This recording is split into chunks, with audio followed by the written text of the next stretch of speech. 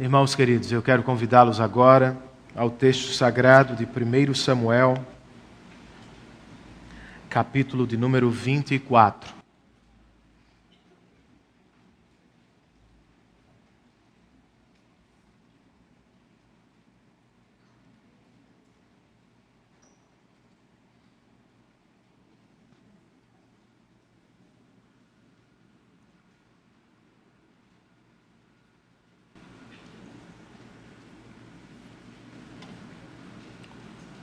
Para aqueles que nos visitam, 1 Samuel é o 9º livro das Escrituras, começando por Gênesis, obviamente. Nós estamos em um estudo, em uma série de estudos expositivos, e chegamos nesta noite ao capítulo 24. O que você fez durante o feriado? Foi à praia? À consciência cristã? Resolveu descansar? Ou será que maratonou durante os dias de descanso? Bem, eu fiquei observando um ninho de pássaro. É sério. É claro que eu fiz outras coisas também com a família. Mas enquanto estudava pelas manhãs, eu me detive na observação deste ninho, irmãos. Ele tinha 2 filhotes. E a cada dia, eles pareciam maiores e mais fortes. Um deles se destacava. Era sempre o primeiro a comer quando seus pais voltavam.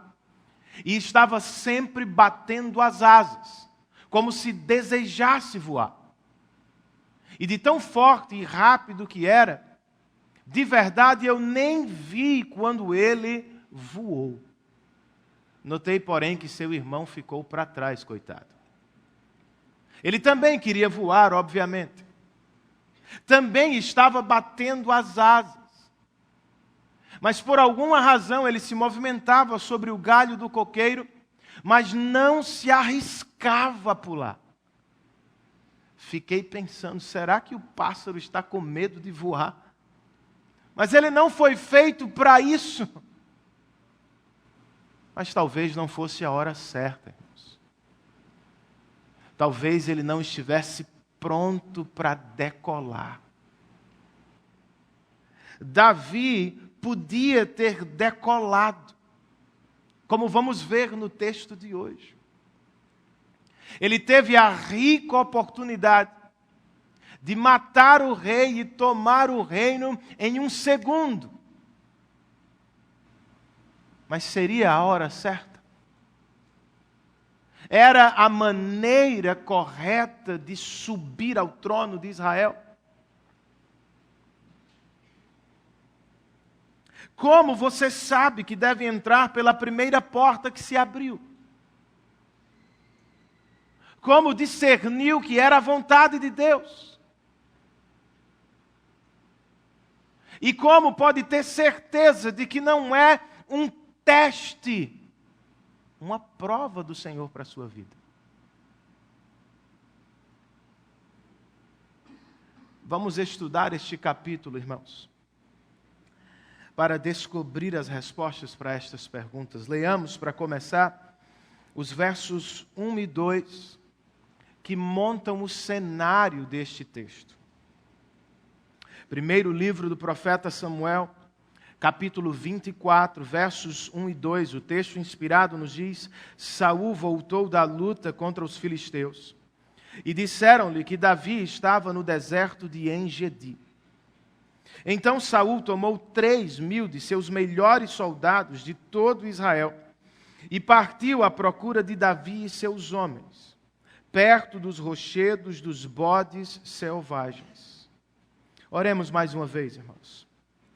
Querido Deus e Pai, muito obrigado por este momento de culto. Muito obrigado, ó Deus, por este mandamento que tem por propósito abençoar as nossas almas. O Senhor é bom conosco e nos dá um dia de férias para a alma semanalmente. Muito obrigado, ó Deus, porque podemos ouvir a Tua palavra, responder a ela com canções, fazer nossas orações e petições.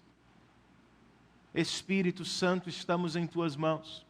Dependemos da Tua assistência e rogamos por ela em nome de Jesus. Amém.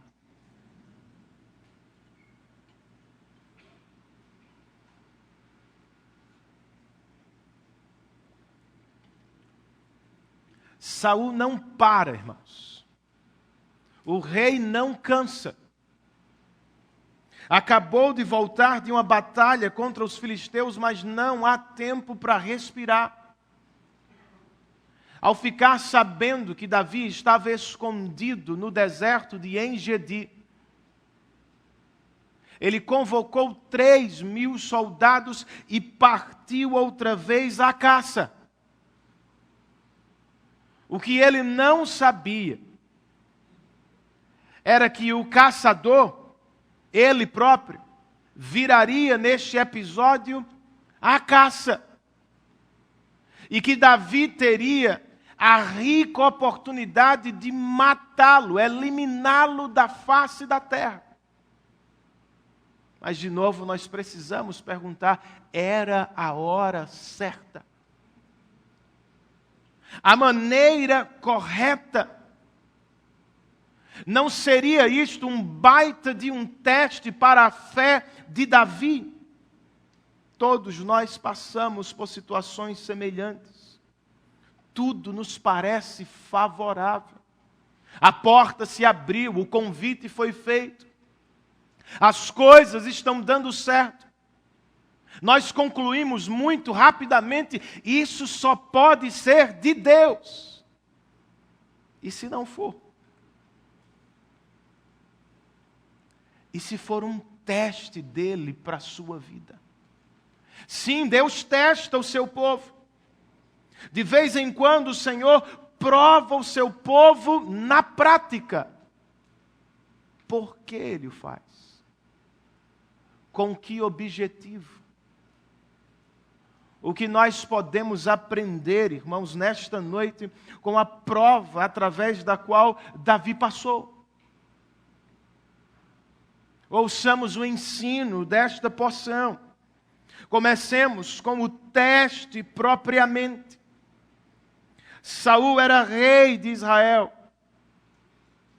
Estava cercado por 3.000 dos seus melhores soldados. Sem dúvida alguma, naquele momento, ele se sentia uma das pessoas mais poderosas do mundo.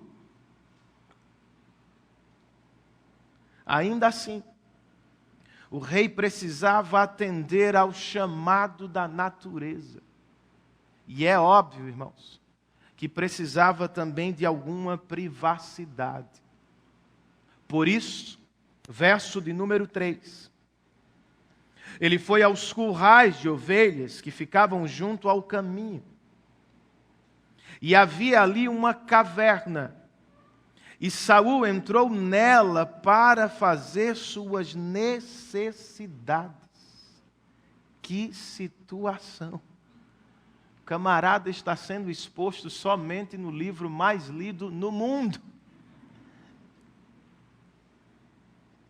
Mas espero que ninguém tenha ficado tão surpreso, pois até reis precisam ir ao banheiro de vez em quando. Surpreso mesmo ficou Davi, irmãos. Pois o texto continua, ainda no verso 3, Davi e seus soldados estavam bem no fundo da caverna. E eles disseram, este é o dia sobre o qual o Senhor lhe falou. Entregarei nas suas mãos o seu inimigo, para que você faça com ele o que quiser. E agora? O que Davi deve fazer, irmãos? Parece mesmo a oportunidade perfeita. Só pode ser de Deus. Mas era. Será que a teologia dos soldados de Davi estava correta? Certo ou não? O texto continua nos versos 4 e 5. Davi foi com muito cuidado e cortou uma ponta do manto de Saul sem que este percebesse. Verso 5. Mas Davi sentiu bater-lhe o coração de remorso por ter cortado uma ponta do manto de Saul. O que foi que aconteceu? Porque Davi hesitou? Porque não acabou como rei de uma vez? Porque só cortou um pedaço do manto dele? E por que se entristeceu por isso, irmãos? A resposta está na fala do próprio Davi.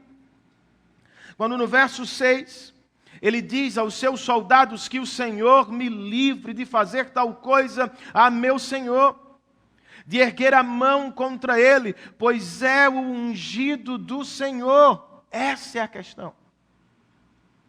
É claro que como homem, Davi sentia algo contra Saul. Não era de ferro, estava sendo perseguido. E é claro que como tinha ouvido do profeta Samuel, ele esperava receber o reino de Israel em algum ponto de sua história. Fora prometido a ele. Mas era a hora certa, irmãos? Será que matar o rei e tomar o reino era a maneira correta de subir ao trono?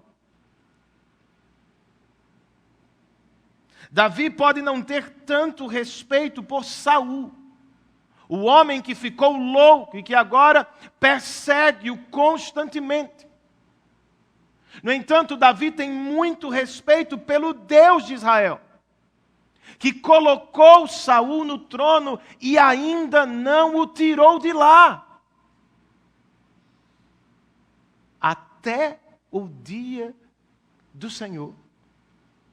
Para Davi, Saul continuará sendo o ungido de Deus. Tocar em Saul era tocar no Senhor. Tomar o reino à força era o mesmo que não esperar por Deus. Ele não vai fazê-lo à força. Seus soldados, obviamente, não entendem. Por isso, no verso 7, nós temos com essas palavras: Davi repreendeu os soldados e não permitiu que atacassem Saul. E este saiu da caverna e seguiu seu caminho. Não seria naquele dia. Saul não morreria pela mão de Davi. Mas será que ele morreria na nossa, irmãos? E depois, como Davi conseguiu? O que conteve a sua mão de matar Saul? O que pode segurar a nossa no caminho do pecado, irmãos? A resposta é a palavra de Deus. Talvez Davi tenha se lembrado do 6º mandamento que diz: não matarás. Ou da ordem de Êxodo 22, não amaldiçoe uma autoridade do povo de Deus. Fato é, irmãos, que como escreveria mais tarde, a palavra de Deus era lâmpada para os seus pés mesmo, luz para os seus caminhos. Do mesmo modo, é assim que cristãos podem evitar os pecados tão comuns entre os ímpios. Fraude financeira, infidelidade conjugal, relacionamentos interesseiros. Cristãos não vivem como dá na telha. Não fazem meramente o que querem. Cristãos submetem sua vida e conduta às regras e normas da palavra. É claro que você vai ser pressionado por soldados que não são tão piedosos no seu trabalho. E é claro que algumas propostas vão me parecer melhores do que eu tenho. Mas que nestes momentos, queridos, a palavra de Deus tenha mais peso sobre nossas consciências e coração que pelo Espírito, lembrar da palavra, nos dê domínio próprio e força para vencer as tentações,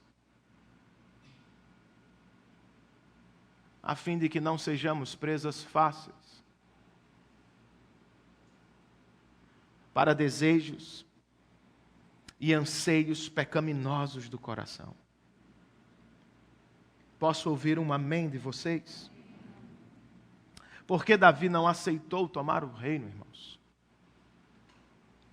Quem o acusaria de qualquer coisa? Seria fácil justificar a morte de Saul, não seria?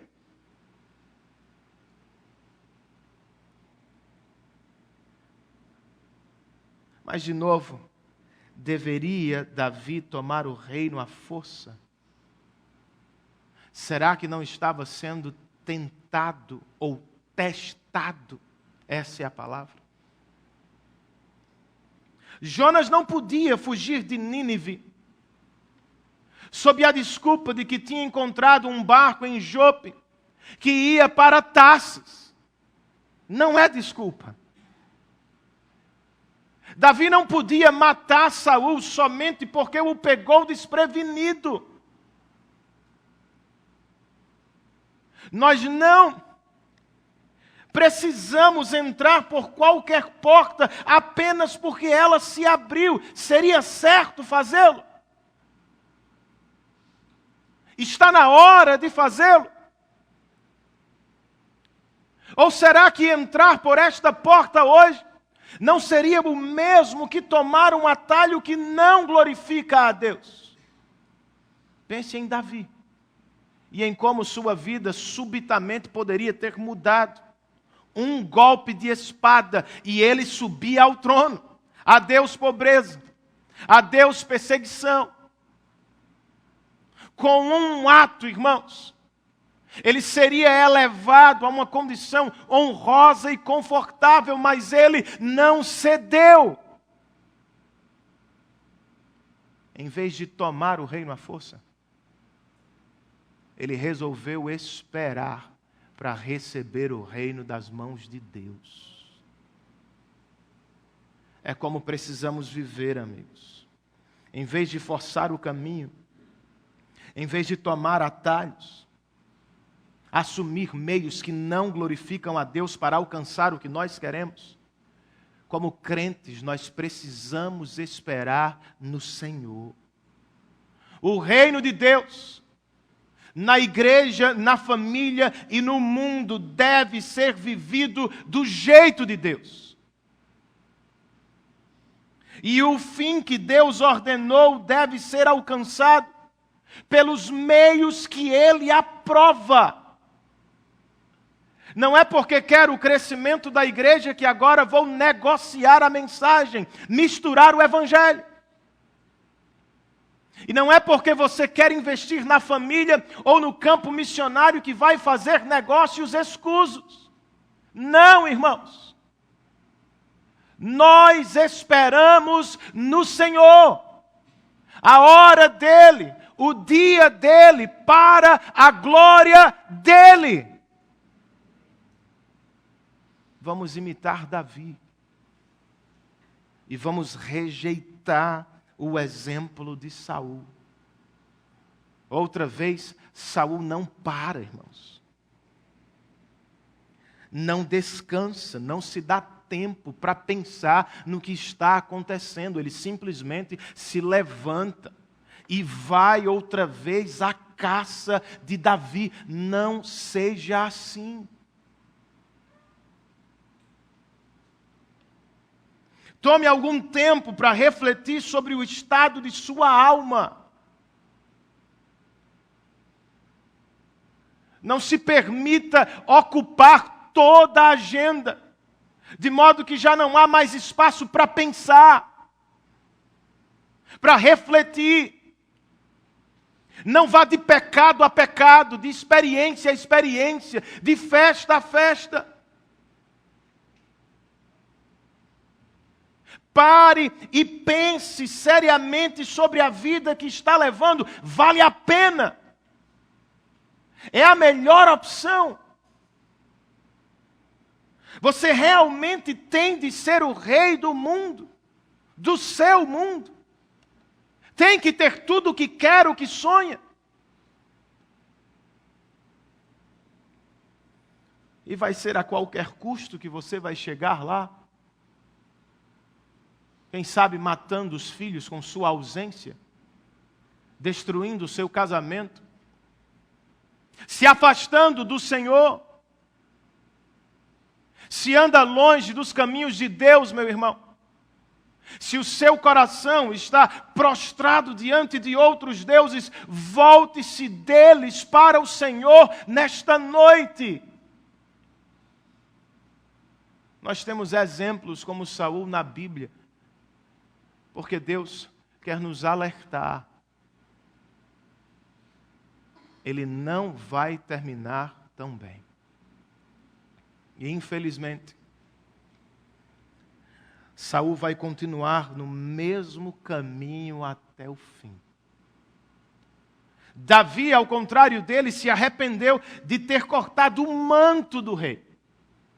Ele não matou o rei, mas cortar o manto do rei gerou tristeza em seu coração.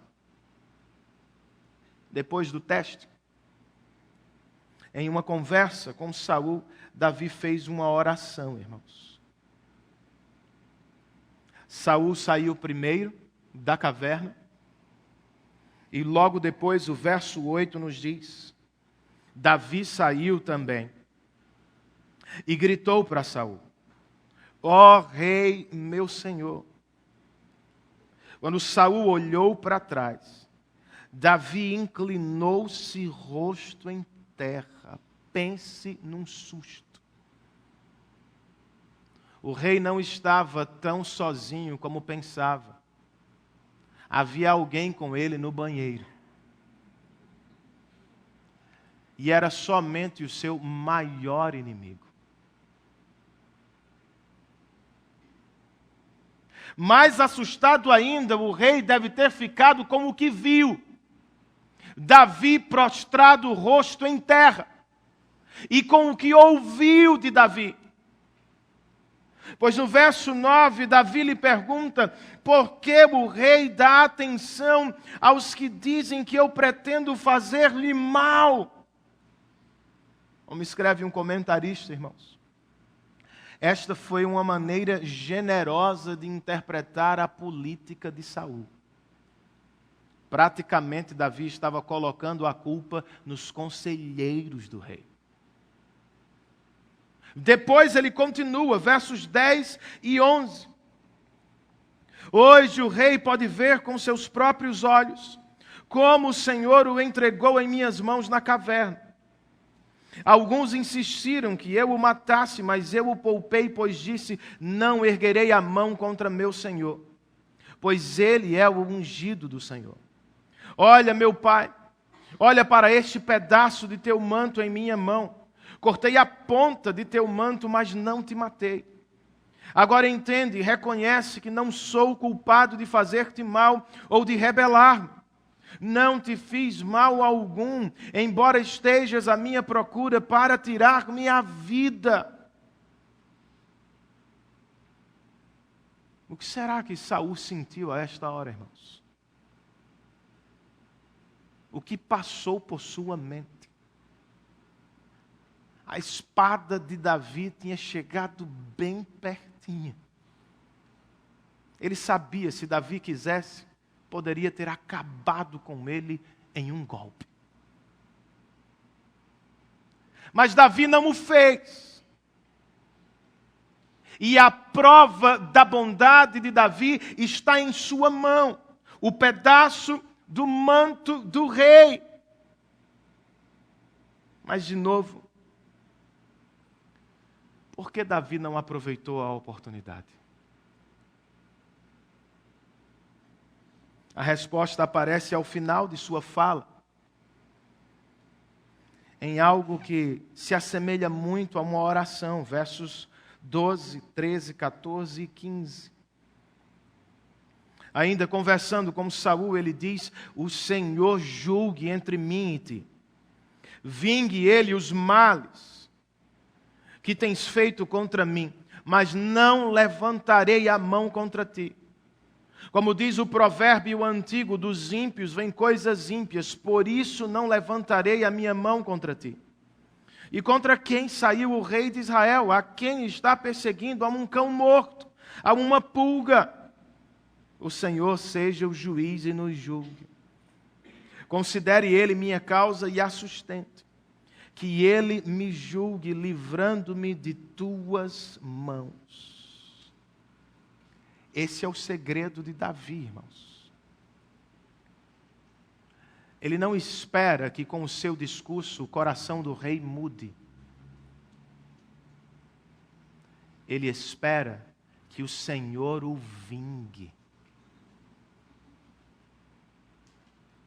Ele não consegue confiar no rei de Israel. Mas do rei do universo, Davi não duvida. No seu tempo e para a sua própria glória, ele vingará os santos. Essa é a oração de Davi. E a minha pergunta é: nós conseguimos orar como ele? Mas pastor, você está sugerindo que devemos orar por vingança.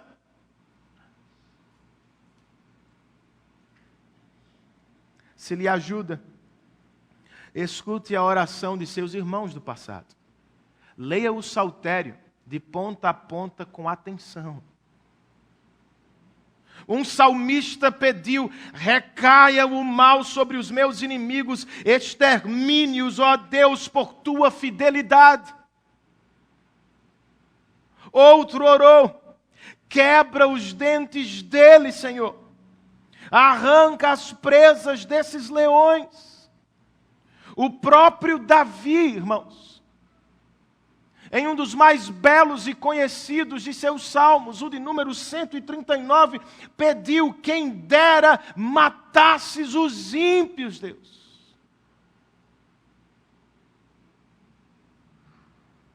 Que coisa!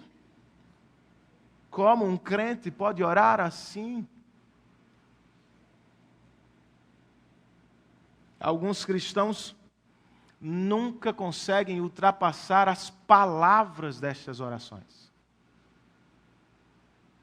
São prisioneiros de um sentimentalismo barato, irmãos. Mas fariam bem eles se atentassem para as palavras do pastor Dale Davis, que comentando este texto escreve: são orações apaixonadas, sim.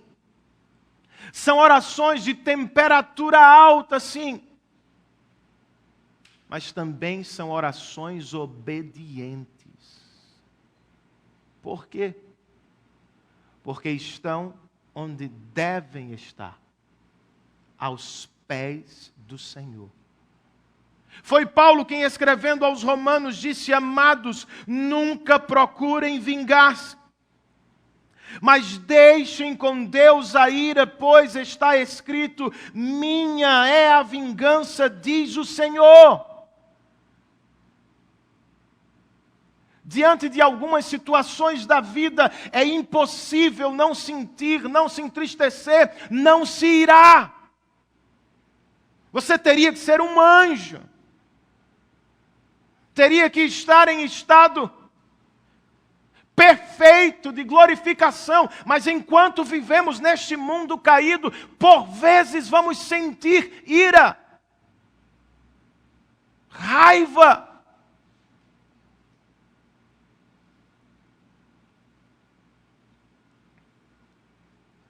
Não é pecado se sentir assim diante de uma traição ou de uma injustiça. Pecado é fazer justiça com as próprias mãos, dar o troco com a mesma moeda. Cristãos não são servos da vingança de seus corações. Cristãos tomam a vingança e as colocam na mão do Senhor. Faça isso, meu irmão, para o seu bem. Foi como Davi orou, irmãos. Agora, será que falamos como ele? Davi sabia, era Saul que queria matá-lo. Mas vocês ouviram, a primeira fala dele para Saul foi sobre os conselheiros. Porque o rei dá atenção aos conselheiros que dizem que eu quero matar-te.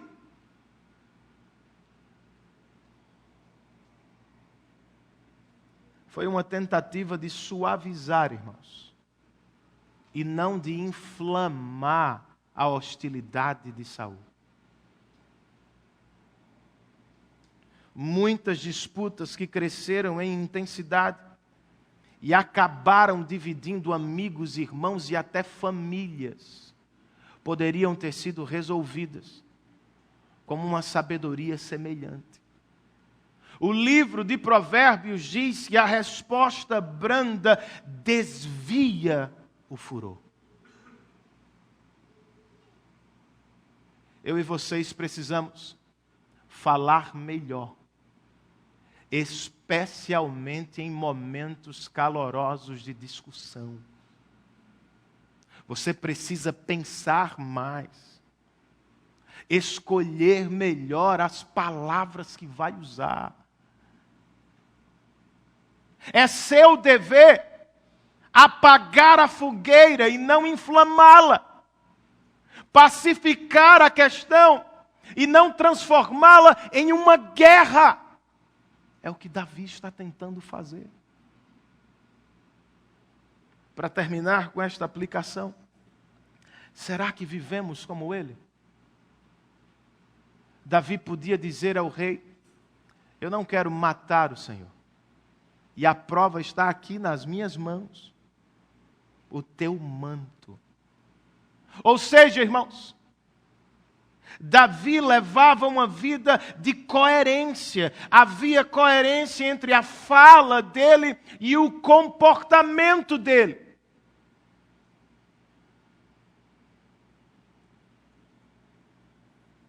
Em sua primeira apologia, Tertuliano, um dos pais da igreja, disse dos crentes do segundo século: eles são os mais leais, pacíficos e confiáveis cidadãos de César.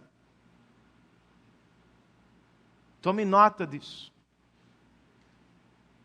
Eles são os mesmos, disse Tertuliano, dos nossos irmãos. Eles são os mesmos diante do imperador e perante os seus vizinhos. Isso é coerência, irmãos. Será que poderiam dizer a mesma coisa de você?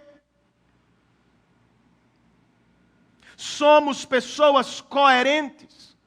Vivemos de segunda a sexta, de acordo com o que ouvimos, pregamos e cantamos aos domingos, irmãos.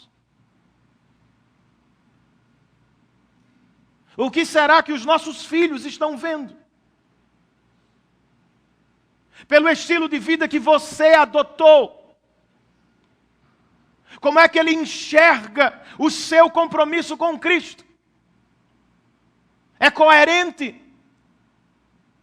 Você gasta com compromisso com Cristo? Você faz escolhas levando o reino em consideração? Sua agenda tem a igreja do Senhor e o seu reino como prioridades? E no seu trabalho? Ou nos nossos trabalhos? Como os nossos colegas interpretam o cristianismo a partir da nossa conduta? Mesmo não crendo no Evangelho, eles nos admiram, querem saber do cristianismo. Ou será que por causa do nosso comportamento, eles se afastam ainda mais? E o que podemos dizer dos nossos amigos virtuais, irmãos? Se é que eles existem em alguma medida. O que leem nas nossas postagens?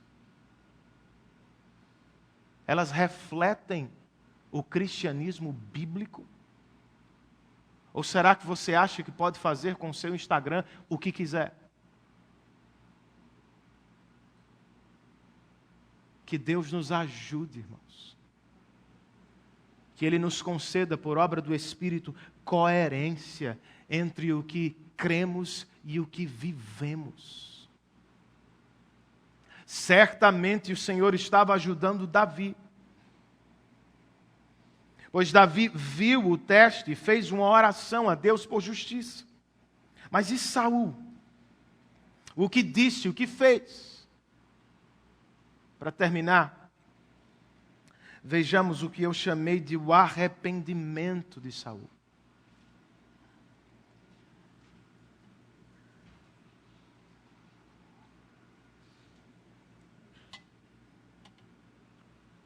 Esta última seção do texto pode ser dividida em 3 partes menores: a bênção, a revelação e o pedido de Saul. Comecemos pela bênção, verso de número 16. O texto nos diz: tendo Davi falado todas essas palavras, Saul perguntou: é você, meu filho Davi? E chorou em alta voz. Você é mais justo do que eu, disse a Davi. Você me tratou bem, mas eu o tratei mal. Você acabou de mostrar o bem que me tem feito.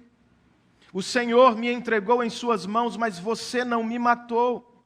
Quando um homem encontra um inimigo e o deixa ir sem fazer-lhe mal, o Senhor o recompense com o bem, pelo modo como você me tratou hoje.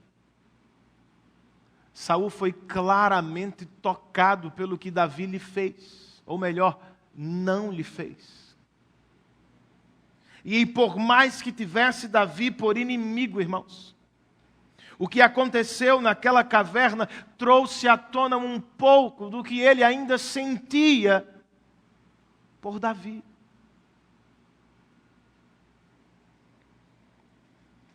Perceba, por exemplo, por capítulos, Saul tem chamado Davi meramente de o filho de Jessé.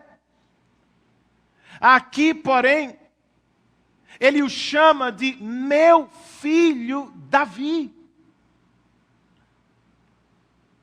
Nitidamente ele foi alcançado no coração pela ação de Davi, pelas palavras de Davi. Por tudo isso, Saul não apenas reconhece a bondade de Davi, ele pede a Deus por sua bênção sobre Davi. Depois de pedir a bênção, o rei faz uma revelação e tanto. Ele diz a Davi, verso 20, agora tenho certeza de que você será rei e de que o reino de Israel será firmado em suas mãos. Desde o episódio de Golias, Saul tinha certeza da presença do Senhor ao lado de Davi. Como ouvimos no último sermão, Jonatas disse a Davi, até meu pai sabe que você vai ser rei. Ele sempre soube, só não queria. Por anos ele vem tentando matar seu sucessor. Mas ao menos aqui, irmãos, há um momento de trégua e lucidez na mente de Saul. Ele reconhece o reinado de Davi.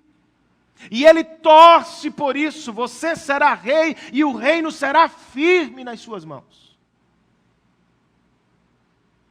Por fim, ele faz um pedido.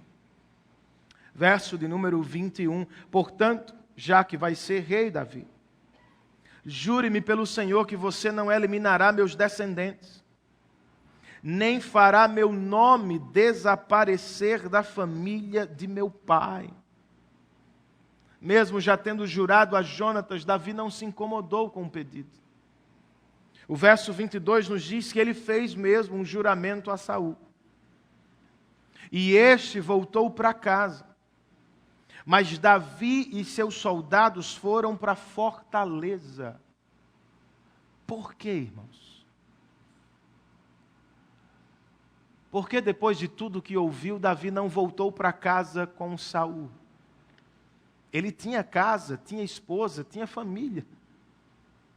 Porque ele e seus soldados voltaram para a fortaleza do deserto. É simples. Davi não podia confiar nas palavras de Saul. O rei já havia voltado atrás antes. Acreditar nas lágrimas do rei não era sábio, irmãos. Podia ser apenas emoção momentânea e não transformação duradoura. Talvez o rei não estivesse verdadeiramente arrependido. Talvez estivesse apenas emocionado. Não é o que por vezes acontece? Porque tantas pessoas que saíram emocionadas de encontros, retiros e cultos, não permaneceram fiéis ao Senhor. Já se perguntou isso? Mas ele parecia tão tocado, pastor. Ele voltou do encontro com Deus uma nova pessoa. Ele passou 3 dias naquele hotel e voltou um crente fervoroso. Mas ele não está mais entre nós.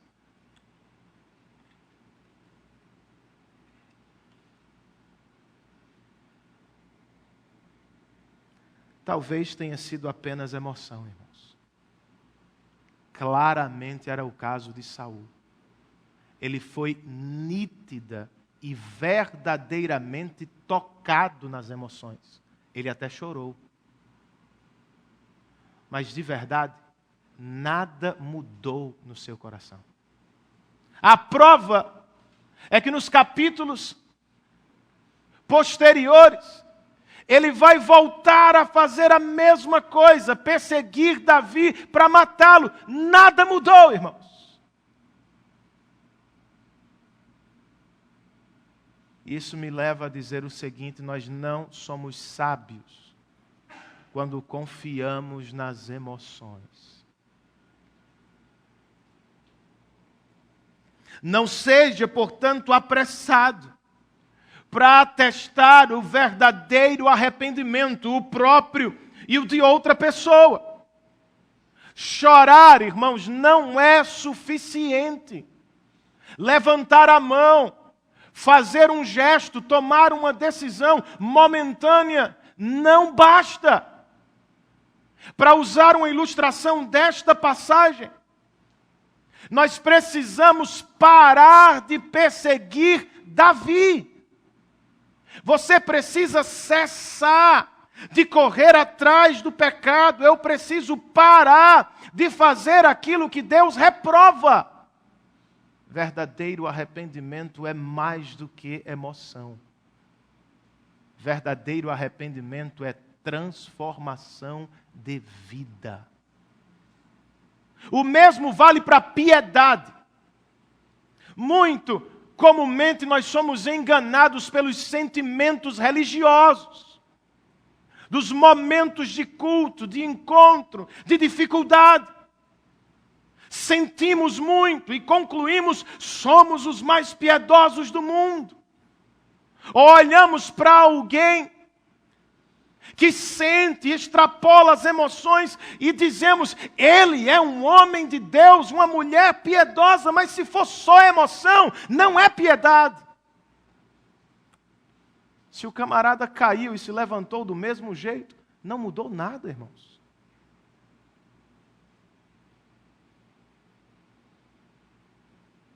Se ele só levantou a mão, mas não prostrou o coração diante do Rei da Glória, não mudou nada.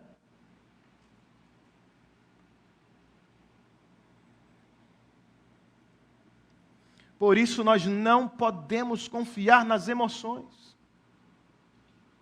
Então, em quem confiamos, Renan? Em Deus, irmãos. Pois verdadeiro arrependimento não é obra nossa, é obra do Espírito.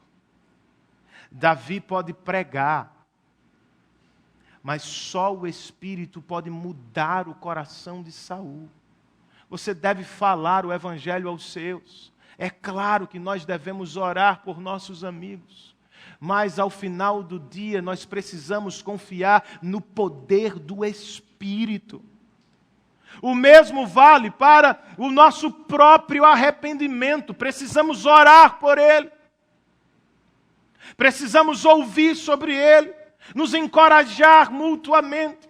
Mas, de novo, não podemos confiar em nós mesmos. Arrependimento não é algo que fazemos, é algo que recebemos.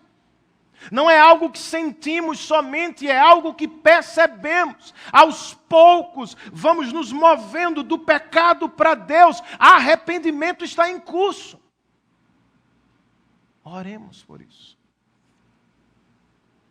E esperemos por ver os frutos de transformação.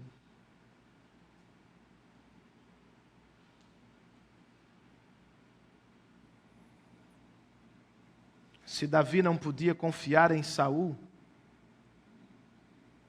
ele certamente podia confiar no Senhor, irmãos.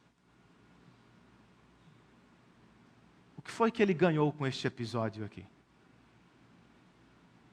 Com a fala de Saul. E o que será que o autor sagrado quer nos comunicar por meio da fala do rei Saul? Bem, eu tenho para mim que Davi foi encorajado pelo que ouviu. E que, por tabela, eu e vocês também devemos ser encorajados. Sabe por quê? Saul estava falando a mesma coisa que o Senhor.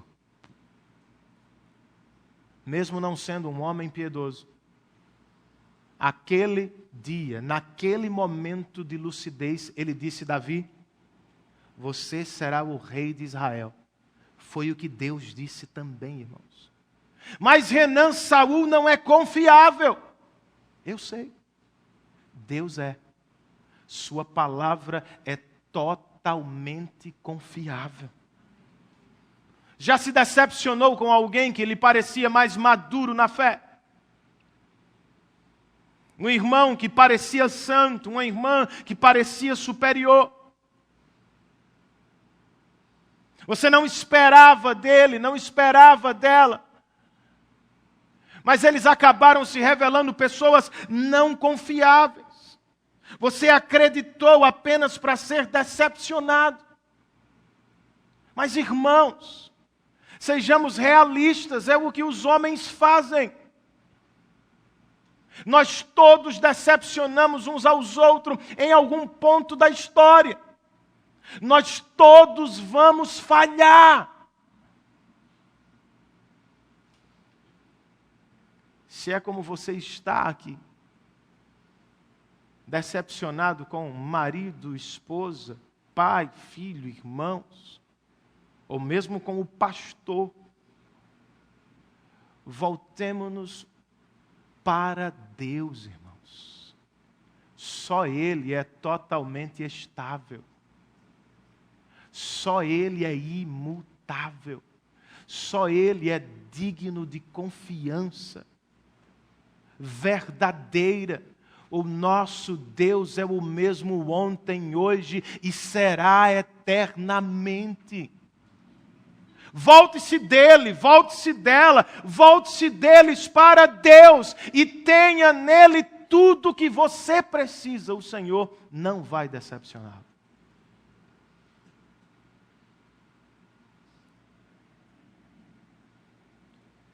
Para terminar, irmãos, por que aquele filhote de pássaro não voou?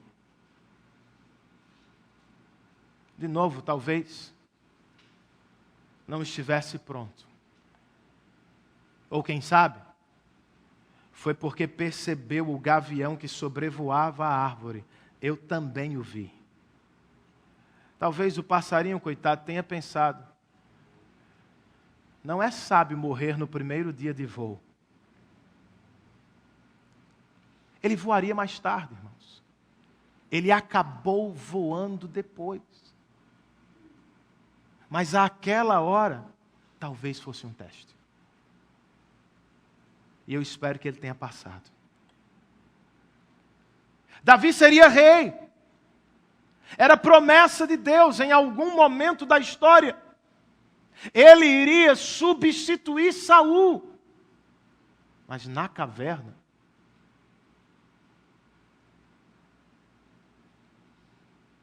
às escondidas, não.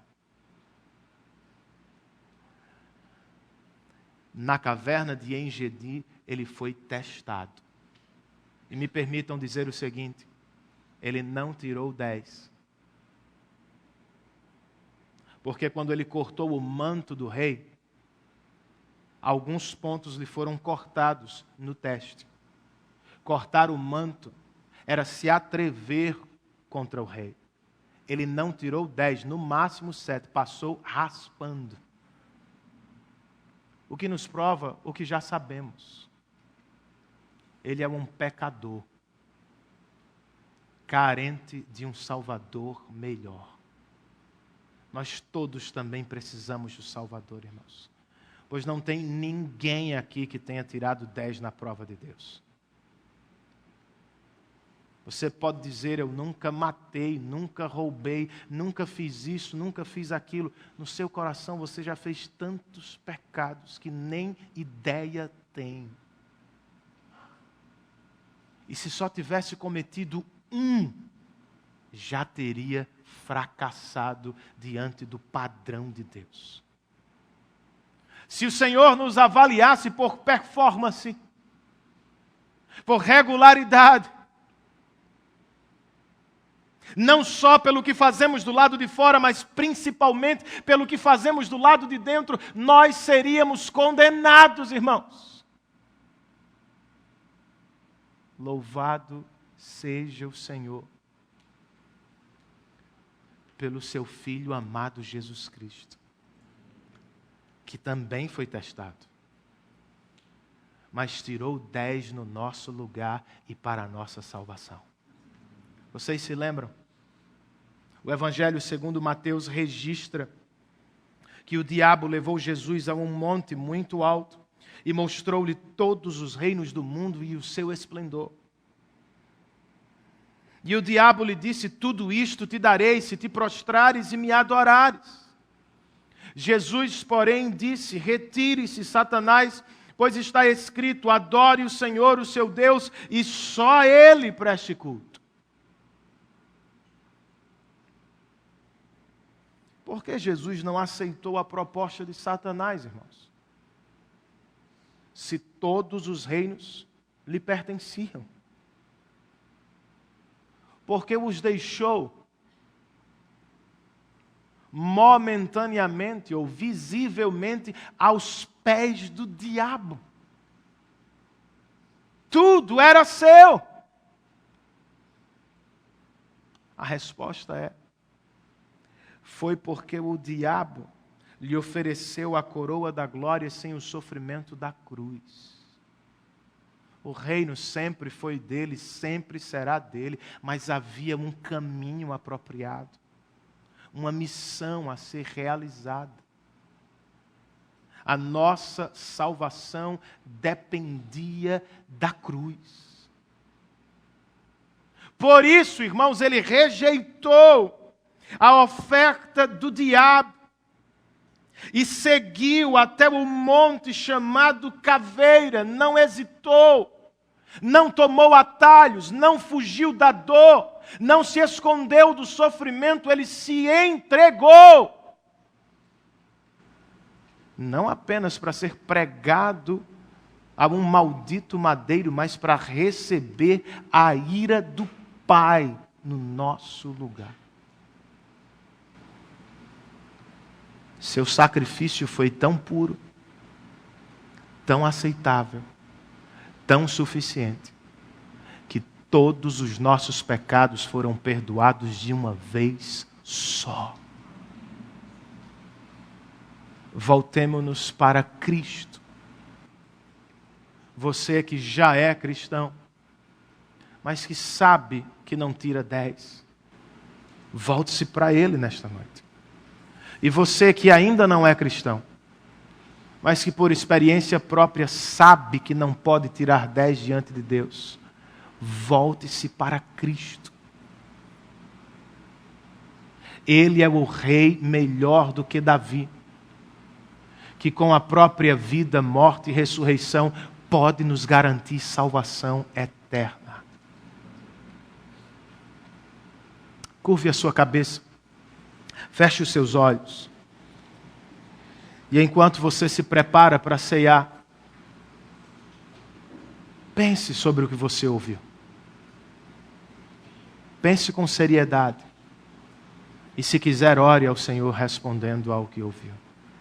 E enquanto isso, eu convido os irmãos que vão me auxiliar na mesa